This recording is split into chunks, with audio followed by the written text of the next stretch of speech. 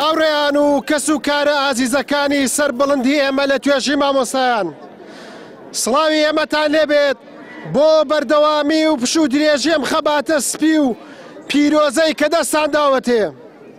ئەگەر لە ڕۆژانی ڕابردوو لە خۆپیشاندانەکاندا بە شێوەی تاکوتەرا لە تەنیشتان وەستا بووین، ئەوە ئەمڕۆ بە شێوەی ڕێکخرا و بە کۆمەڵ هاتوین لە تەکتاندا داوای موچە و قوتی دزراوی خۆمان و ئێوەش دەکەین. ئێمەی پزیشک و تەندروستکاران و فەرمانبەرانی ناوەندە تەندروستیەکان و ئێوەی مامۆستایانی سەربەرز هاوخەبات و هاوخەم و هاوڕێگە و پشتیوانی یەکترین و چارە نووسمان یەکێکە.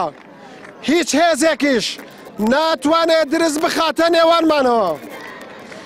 دەنگ هەڵبڕینی ئێمە تەنها پشتیوانی کردن نییە لە ئێوە، بەڵکو داکۆکیکردنە لەو مافە زەوتکراوانەشمان کە وەک ماف و ئیمتیازاتی سەرجەم چین و توێژەکان لەلایەن دەسەڵاتی کوردیەوە بە بارمتە گیرەوە و خستویانەتە قومارەوە.